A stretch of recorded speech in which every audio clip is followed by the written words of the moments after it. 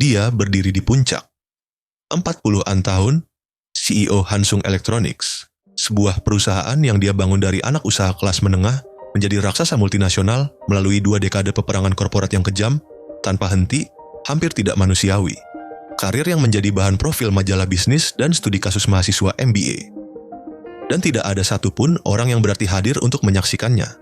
Bukan keluarganya, bukan teman-temannya, tidak satupun orang yang pernah benar-benar dia pedulikan sebelum mesin itu menelannya bulat-bulat. Dia telah mengorbankan setiap hubungan bermakna di altar laba triwulanan, dan ketika dia mencapai puncak, pemandangan di sana hanyalah ruang rapat kosong dan bawahan yang lebih takut kepadanya daripada menghormatinya. Lalu dia terbangun, 20 tahun lebih muda. Kembali di tahun 2007, seorang karyawan junior di perusahaan yang suatu hari nanti akan dia pimpin. Ini bukan fantasi balas dendam, ini adalah seorang pria yang menatap puing-puing dari pilihannya sendiri dan diberi sesuatu yang mustahil. Kesempatan kedua, selamat datang kembali di Manhwa Recap Vault. Cerita hari ini benar-benar tidak biasa. Bukan dungeon, bukan turnamen seni bela diri, bukan sistem atau status window atau monster gate. Ini adalah regression korporat manhwa.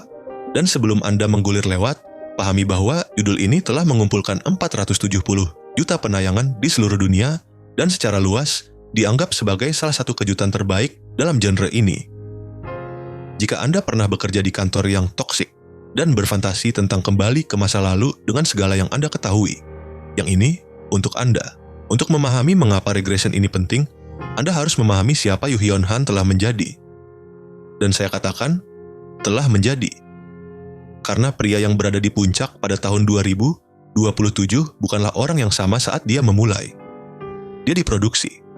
Dibentuk oleh sistem yang menghargai kekejaman dan menghukum belas kasihan dengan konsistensi bedah. Yoo Hyun, yang dikenal mitra internasional sebagai Steve Han, menanjak melalui Hansung Electronics seperti pisau menembus tulang. Efisien. Tanpa sentimen, setiap promosi diraih melalui kombinasi kecerdasan murni dan kesediaan melakukan apa yang tidak akan dilakukan para pesaingnya. Dia bekerja lebih keras dari siapapun di sekitarnya, ya, tapi dia juga lebih cerdik. Dia mengidentifikasi ancaman sebelum ancaman itu terwujud dan menetralisirnya dengan pemikiran strategis dingin yang membuat orang menggambarkannya bukan sebagai pemimpin, tapi sebagai senjata. Budaya korporat di Hansung brutal. Bukan dalam pengertian dramatis, sinematis, dalam pengertian yang menggerus, mendehumanisasi, struktural. Hari kerja 16 jam adalah standar, akhir pekan untuk mereka yang tidak berkomitmen. Batasan pribadi diperlakukan sebagai bukti dedikasi yang tidak memadai. Hierarki bersifat absolut, politiknya kejam, dan aturan tak tertulisnya sederhana. Panjat atau akan dipanjati, Yoo Hyun tidak menciptakan budaya ini. Dia mewarisinya.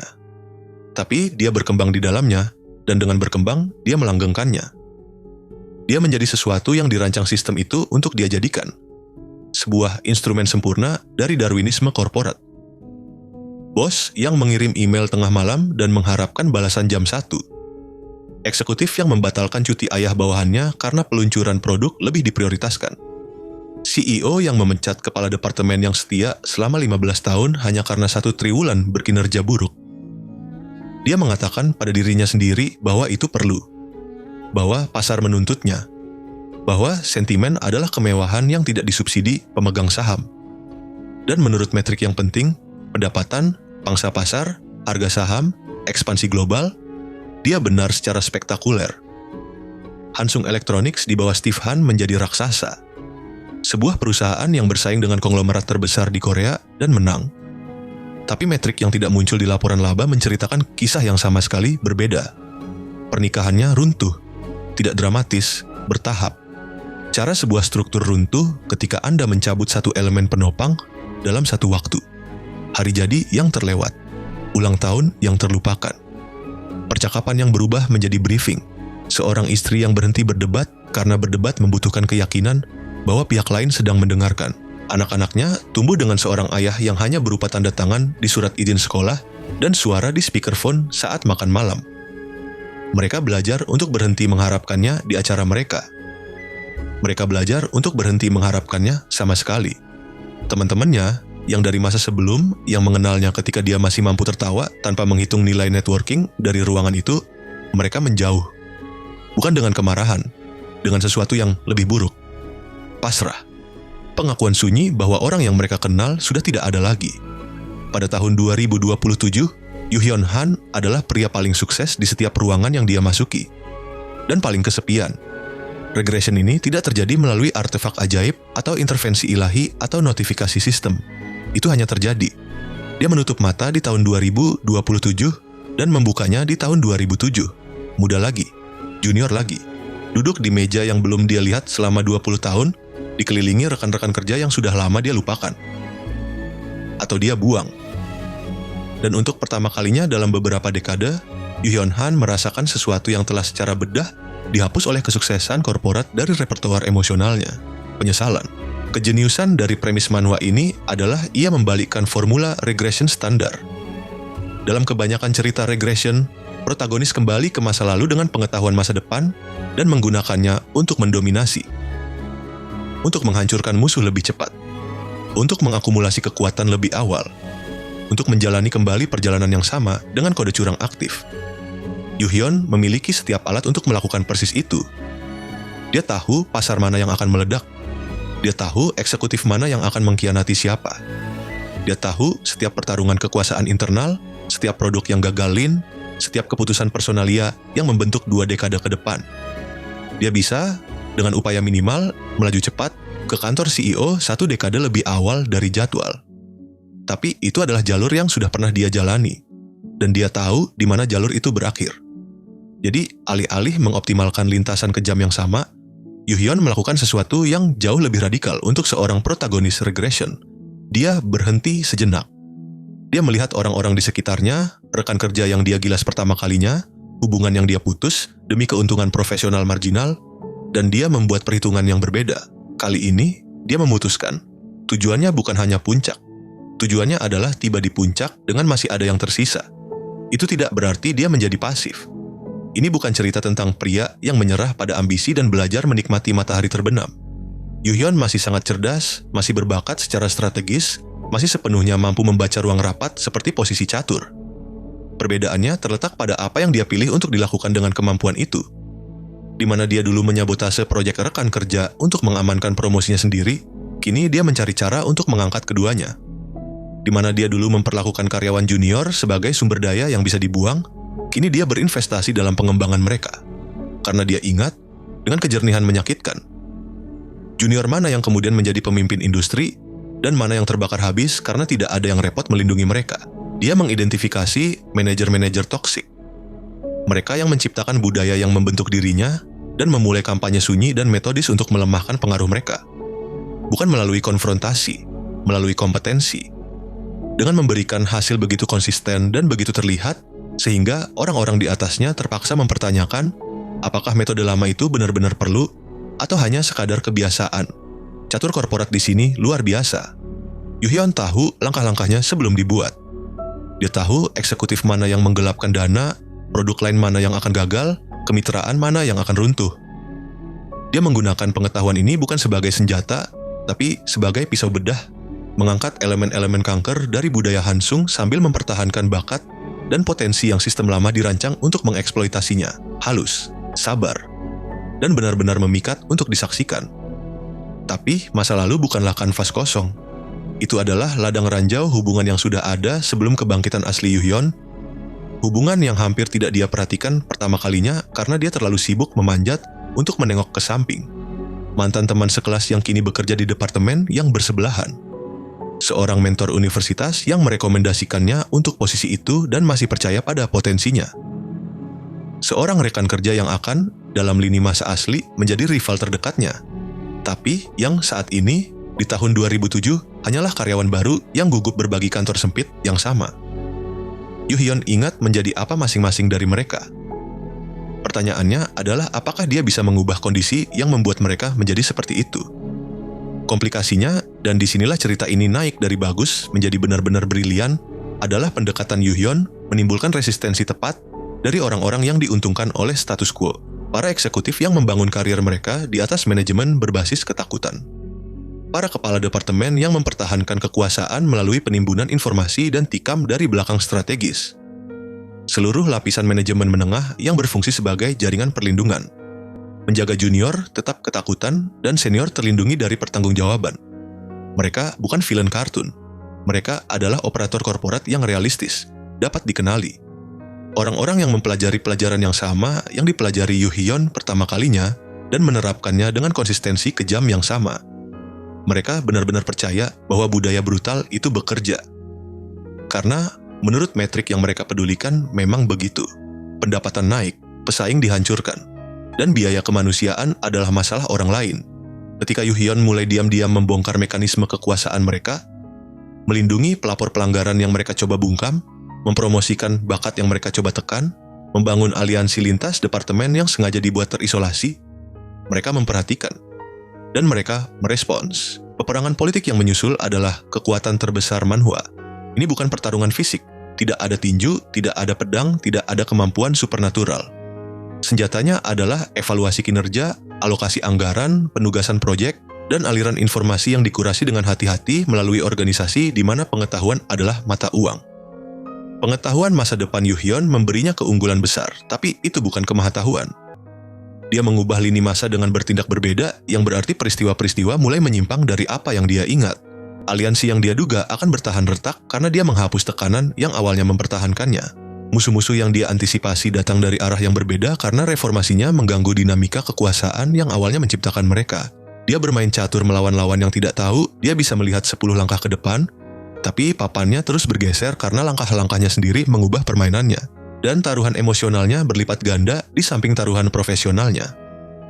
Yoo Hyun terhubung kembali dengan orang-orang yang hilang pertama kalinya. Rekan kerja yang menjadi orang asing.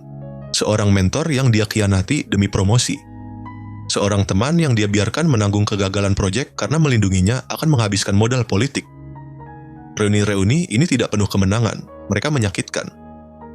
Karena Yoo Hyun ingat semua yang dia lakukan pada orang-orang ini dan mereka tidak. Mereka menatapnya dengan kepercayaan yang belum dia peroleh. Kepercayaan yang secara aktif dia hancurkan di lini masa asli. Setiap interaksi dibayangi oleh pengetahuan tentang apa yang mampu dia lakukan dan tekad sunyi untuk menjadi sesuatu yang berbeda. Manhwa menangani hubungan-hubungan ini dengan pengendalian yang luar biasa. Tidak ada pengakuan dramatis. Tidak ada permintaan maaf berurai air mata yang tidak masuk akal dalam konteks. Hanya seorang pria yang sedikit lebih baik, sedikit lebih hadir, sedikit lebih bersedia menyerap biaya yang akan dihindari dirinya yang dulu tanpa ragu. Dan efek kumulatifnya menghancurkan.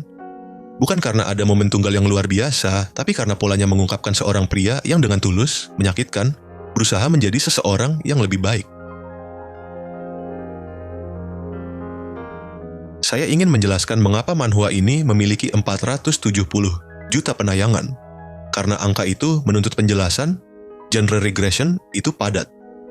Padat secara luar biasa, mustahil. Ratusan judul menampilkan protagonis yang kembali ke masa lalu dengan pengetahuan masa depan. Formulanya sudah mapan. Kembali, eksploitasi pengetahuan sebelumnya menjadi overpowered, hancurkan musuh, akumulasi kekayaan, dan status. Amendment menggunakan mekanisme yang sama dan tiba di tujuan yang sama sekali berbeda. Latar korporatnya, pertama, benar-benar unik. Dalam genre yang didominasi hunter, dungeon, sistem sihir, dan seni bela diri, sebuah cerita yang seluruhnya berlatar di gedung perkantoran dan ruang rapat seharusnya tidak berhasil. Ia berhasil karena penulisnya, Lucas, memahami bahwa politik korporat pada level yang cukup tinggi adalah pertempuran. Taruhannya adalah karier, mata pencaharian, keluarga. Senjatanya adalah informasi, aliansi, dan leverage. Korbannya adalah orang-orang nyata yang kehilangan pekerjaan, rumah, rasa harga diri karena seseorang 3 tingkat di atas mereka memutuskan mereka bisa dibuang. Ini adalah dunia yang dikenali kebanyakan pembaca. Bukan dari fantasi, dari kehidupan. Dan pengenalan itu memberi cerita ini kedekatan emosional yang tidak bisa direplikasi oleh seberapa banyak pun world building. Ketika Yoo Hyun melindungi seorang karyawan junior dari manajer yang kasar, pembaca tidak perlu panel eksposisi yang menjelaskan mengapa itu penting. Mereka tahu, mereka pernah menjadi karyawan junior itu, atau mereka pernah menyaksikannya terjadi, atau mereka pernah menjadi orang yang seharusnya turun tangan dan tidak melakukannya. Inti emosionalnya adalah yang mengangkatnya di atas genre ini. Cerita regression biasanya tentang kekuatan. Yang ini tentang penyesalan. Pertanyaannya bukan seberapa cepat protagonis bisa mendominasi, Tapi, bisakah seorang pria yang menjadi monster melalui tekanan sistemik memilih untuk menjadi manusia kedua kalinya? Bahkan, ketika sistem yang sama menerapkan tekanan yang sama, itu adalah pertanyaan yang sangat dewasa. Dan manhwa memperlakukannya dengan keseriusan yang layak. Transformasi Yu-hyun tidak instan. Kebiasaan lama muncul ke permukaan terus-menerus. Ada momen-momen di mana instingnya adalah menghancurkan, mengeksploitasi, mengerahkan efisiensi kejam yang membuatnya sukses pertama kalinya. Dan perjuangan batin antara siapa dia dulu dan siapa yang dia coba jadi ditulis dengan nuansa psikologis yang tulus. Cast pendukungnya juga layak mendapat pengakuan. Rekan-rekan kerjanya bukan properti untuk perkembangan Yu-hyun. Mereka adalah karakter yang sepenuhnya direalisasikan dengan ambisi, ketakutan, dan kompromi mereka sendiri. Pembaca menyaksikan mereka mengarungi budaya toksik yang sama yang menghasilkan Yu-hyun dan memahami bahwa siapapun dari mereka bisa menjadi apa yang dia jadi. Sistem ini tidak rusak. Ia berfungsi persis seperti yang dirancang. Dan orang-orang di dalamnya melakukan yang terbaik untuk bertahan hidup, yang terkadang berarti menjadi terlibat dalam mesin yang sama yang sedang menggerus mereka. Adaptasi Haneulso menangkap ini dengan penceritaan visual yang luar biasa. Adegan-adegan ruang rapat yang di tangan yang kurang mumpuni akan menjadi kepala bicara statis, menjadi konfrontasi yang tegang, sesak, di mana mikroekspresi membawa bobot lebih besar dari urutan pertarungan apapun. Seni Dogado memberi setiap karakter fisikalitas yang mengkomunikasikan dinamika kekuasaan mereka sebelum sepatah kata pun diucapkan.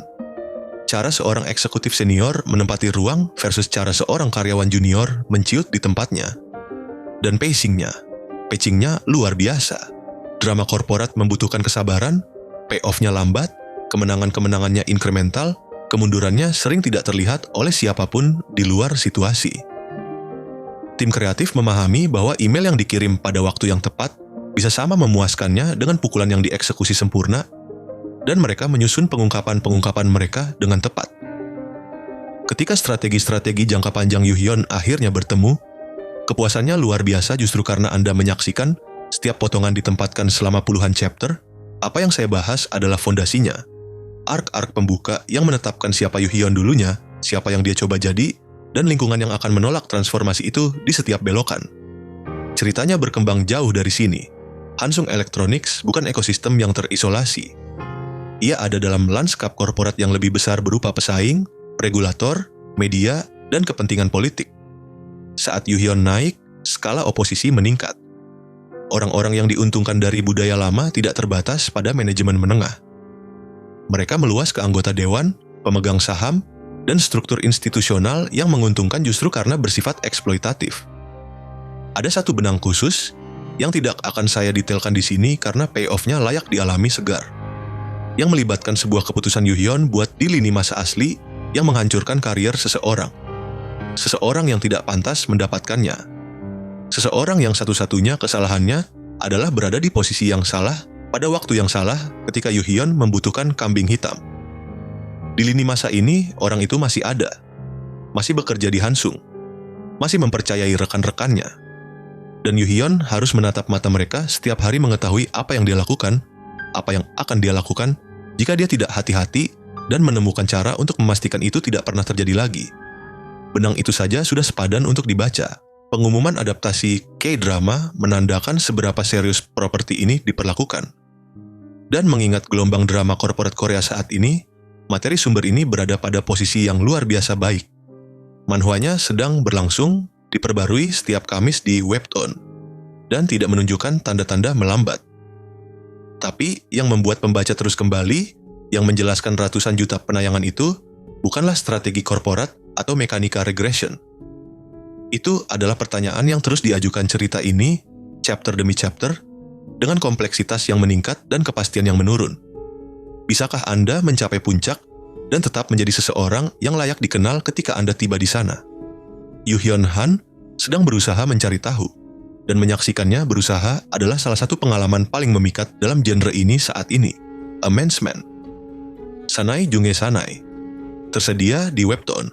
Diperbarui setiap Kamis. Novelnya ditulis oleh Lucas, diadaptasi oleh Haneulso, dengan seni oleh Dogado. Saat ini sedang berlangsung dengan 470 juta penayangan global. Adaptasi K-drama telah diumumkan. dan komunitas Reddit telah menyebutnya kejutan terbaik tahun 2026. Sebuah regression korporat manhwa yang tidak diduga akan dipedulikan siapapun, dan kini tidak ada yang bisa berhenti membacanya. Jika Anda pernah melihat genre regression dan berharap seseorang akan melakukan sesuatu yang benar-benar berbeda dengan premisnya, inilah dia. Tidak ada dungeon, tidak ada monster, tidak ada stat screen. Hanya seorang pria, sebuah kantor, dan 20 tahun pengetahuan yang dia bertekad gunakan lebih baik dari pertama kali. Jika pembahasan ini terasa mengena, beritahu saya di kolom komentar. Manhwa Recap Vault membahas cerita-cerita paling memikat dalam genre ini setiap minggu.